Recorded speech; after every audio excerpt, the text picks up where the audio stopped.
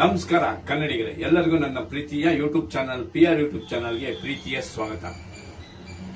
ಮಾತೃ ಸ್ವರೂಪರಾದಂಥ ಶ್ರೀಮತಿ ಚೆನ್ನಮ್ಮ ದೇವೇಗೌಡರವರು ನಮ್ಮನ್ನ ಅಗಲಿದ್ದಾರೆ. ಅವರಿಗೆ ನಮ್ಮ PR ಯೂಟ್ಯೂಬ್ ಚಾನಲ್ ಕಡೆಯಿಂದ ಭಾವಪೂರ್ಣ ಶ್ರದ್ಧಾಂಜಲಿ. ಬನ್ನಿ ಕನ್ನಡಿಗರೇ, ಈಗ ಕರ್ನಾಟಕದ ಒಂದು 2 ಕುಟುಂಬಗಳ ಬಗ್ಗೆ ಮಾತಾಡೋಣ. ಆ ಕುಟುಂಬದಲ್ಲಿದ್ದಂಥ ಅನ್ಯೂನ್ಯತೆಗಳ ಬಗ್ಗೆ ನಾವು ನಿಮ್ಮ ಜೊತೆ ಹಂಚ್ಕೊಂತೀವಿ. ಕರ್ನಾಟಕದಲ್ಲಿ ದೊಡ್ಡ ಮನೆ ಅಂದ ತಕ್ಷಣ ನಮಗೆಲ್ಲ ನೆನಪು ಬರೋದು ಅಣ್ಣವರ ಮನೆ. ಅಣ್ಣವರ ಮನೆ ನಂತರ ಇನ್ನೊಂದು ದೊಡ್ಡ ಮನೆ ನಮ್ಮ ಪದ್ಮನಾಭ ನಗರದ ಮಾಜಿ ಪ್ರಧಾನಿಗಳಾದಂಥ ದೇವೇಗೌಡ ಅವರ ಮನೆ. ಹೌದು ಕನ್ನಡಿಗರೇ, ಕರ್ನಾಟಕದ 2 ದೊಡ್ಡ ಕುಟುಂಬಗಳು. ಒಂದು ಅಣ್ಣವರ ಕುಟುಂಬ, ಈ ನಾಡಿ ನುಡಿಗಾಗಿ ಮತ್ತು ಕನ್ನಡ ಚಿತ್ರರಂಗಕ್ಕಾಗಿ ಏಳಿಗೆಗಾಗಿ ದುಡಿದಂತ ಕುಟುಂಬ. ಇನ್ನೊಂದು ಕುಟುಂಬ ದೇವೇಗೌಡರ ಕುಟುಂಬ, ರಾಜಕೀಯವಾಗಿ ಈ ನಾಡಿನ ಅಭಿವೃದ್ಧಿಗಾಗಿ ದುಡಿತಿರುವಂತ ಕುಟುಂಬ.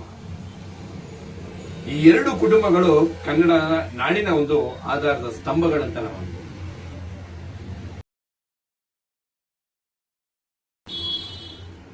ನೋಡಿ. ಈ 2 ಕುಟುಂಬಗಳು, ಒಂದು ರಾಜಕೀಯ, ಒಂದು ಚಿತ್ರರಂಗ, 2 ಕುಟುಂಬಗಳ ಮಧ್ಯೆ ಯಾವ ರೀತಿಯ ಒಂದು ಸಾಮ್ಯತೆ ಇದೆ ನೋಡಿ. ಈ ಕಡೆ ಅಣ್ಣವರು 1929ರಲ್ಲಿ ಜನಿಸ್ತಾರೆ. ಈ ಕಡೆ ದೇವೇಗೌಡರವರು 1933ರಲ್ಲಿ ಜನಿಸ್ತಾರೆ. ಕೇವಲ 4 ವರ್ಷಗಳ ಅಂತರ ಅಷ್ಟೇ. ಹೀಗೆ ಇನ್ನು ಈ ಕಡೆ ಅಮ್ಮ ಶ್ರೀಮತಿ ಪಾರ್ವತಮ್ಮ ರಾಜ್ಕುಮಾರ್ ಅವರು 1939ರಲ್ಲಿ ಹುಟ್ಟುತ್ತಾರೆ. ಈ ಕಡೆ ಅಮ್ಮ ಶ್ರೀಮತಿ ಚೆನ್ನಮ್ಮನವರು 1937ರಲ್ಲಿ ಜನಿಸ್ತಾರೆ. 2 ವರ್ಷ ಹೆಚ್ಚು ಕಡಿಮೆ ನೋಡಿ. 2 ಕುಟುಂಬದ ಹಿರಿಯ ತಲೆಗಳು ಹುಟ್ಟಿದ್ದಂತ ದಿನಾಂಕ. ಹಾಗೆ ಈ ಕುಟುಂಬದ ಈ 2 ಜೋಡಿಗಳಿಗೆ ಅಂದ್ರೆ ಅಣ್ಣವರು ಮತ್ತು ಅಮ್ಮ ಶ್ರೀಮತಿ ಪಾರ್ವತಮ್ಮ ರಾಜ್ಕುಮಾರ್ ಮತ್ತು ದೇವೇಗೌಡರು ಸಾಹೇಬರು ಹಾಗೂ ಅಮ್ಮ ಶ್ರೀಮತಿ ಚೆನ್ನಮ್ಮನವರು ಮದುವೆ ಆಗಿದ್ದ ದಿನಾಂಕಗಳನ್ನ ನೋಡೋಣ. ಅಣ್ಣವರು ಮದುವೆ ಆಗಿದ್ದು ನಿಮಗೆ 1953 ಜೂನ್ 25 53ನೇ ಇಸ್ವಿ. ಅದೇ ದೇವೇಗೌಡರವರು ಮದುವೆ ಆಗಿದ್ದು 1954 ಮೇ 25 ನೋಡಿ. ಕೇವಲ 11 ತಿಂಗಳು ಹೆಚ್ಚು ಕಡಿಮೆ. ಇವರು ಜೂನ್ 25, ಇವರು ಮೇ 25, ಡೇಟ್ 2 ಒಂದೇ. ಹಾಗೆ ದೇವೇಗೌಡರು ಸಾಹೇಬರು 1953ರಲ್ಲಿ ರಾಜಕೀಯ ಆರಂಭಿಸ್ತಾರೆ.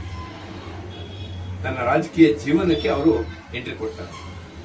ಹಾಗೆ ಅಣ್ಣವರು 1954ರಲ್ಲಿ ತಮ್ಮ ವೃತ್ತಿ ಬದುಕು, ಕಲಾ ಬದುಕನ್ನು ಆರಂಭಿಸ್ತಾರೆ ನೋಡಿ. ಇದು ಒಂಥರ ಏನೋ ಕೋ ಇನ್ಸಿಡೆಂಟ್ ಅಂತಾರಲ್ಲ, ಆ ತರ ಆಗಿದೆ ನೋಡಿ. ಕರ್ನಾಟಕದ 2 ಮಹಾನ್ ಕುಟುಂಬಗಳು. ಹಾಗೆ ಇಲ್ಲೂ ನಮಗೆ ಅವ್ರ ಮಕ್ಕಳಲ್ಲೂ ಸಹ, ಅದು ನಾನು ಚಿಕ್ಕದಾಗಿ ಹೇಳ್ತೀನಿ ಅಷ್ಟೇ, ಕುಮಾರಸ್ವಾಮಿ ಅವರು ರಾಜಕೀಯದಲ್ಲಿ ಮಿಂಚಿದ್ರು, ರೇವಣ್ಣವರು ಸಹ ರಾಜಕೀಯದಲ್ಲಿ ಮಿಂಚಿದ್ರು. ಅವರು ಮೊಮ್ಮಗ ಆದಂತ ನಿಖಿಲ್ ಅವರು ಸಹ ರಾಜಕೀಯದಲ್ಲಿ ಮಿಂಚಿದ್ರು. ಹಾಗೆ ಇಲ್ಲೂ ಶಿವಣ್ಣ ಆಗಲಿ, ನಾಗಣ್ಣ ಆಗಲಿ, ಅಪ್ಪು ಆಗಲಿ ಚಿತ್ರರಂಗದಲ್ಲಿ ಮಿಂಚಿದ್ರು. ಅವ್ರ ಮೊಮ್ಮಕ್ಕಳಾಗಿ ವಿನಯ್, ಗುರು, ಧೀರೇನ್ ಹಾಗೂ ಶಾನ್ ಗೋವಿಂದರಾಜ್ ಅವರು ಸಹ ಮಿಂಚಿದ್ದಾರೆ ನೋಡಿ. 2 ಕುಟುಂಬಗಳ ಮಧ್ಯೆ ಆಗಿತ್ತು. ಹಾಗೆ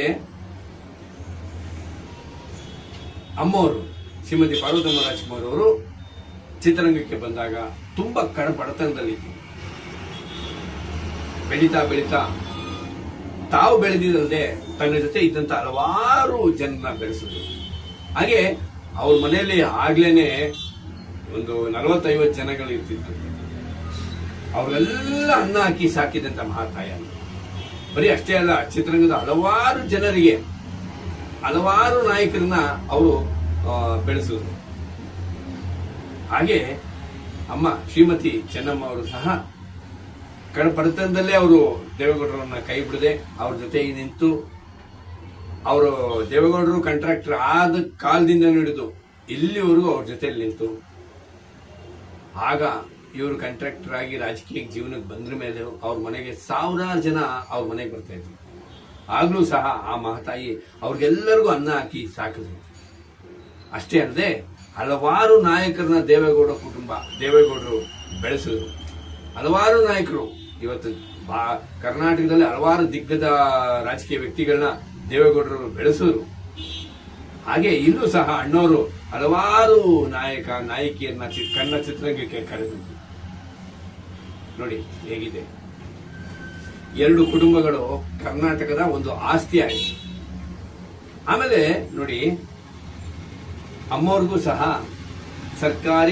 ಸಕಲ ಸರ್ಕಾರಿ ಗೌರವದೊಂದಿಗೆ ಅಂತ್ಯಕ್ರಿಯೆ ಆಗಿದೆ. ಹಾಗೆ ನಮ್ಮ ಅಮ್ಮ ಶ್ರೀಮತಿ ಚೆನ್ನಮ್ಮನವ್ರಿಗೂ ಸಹ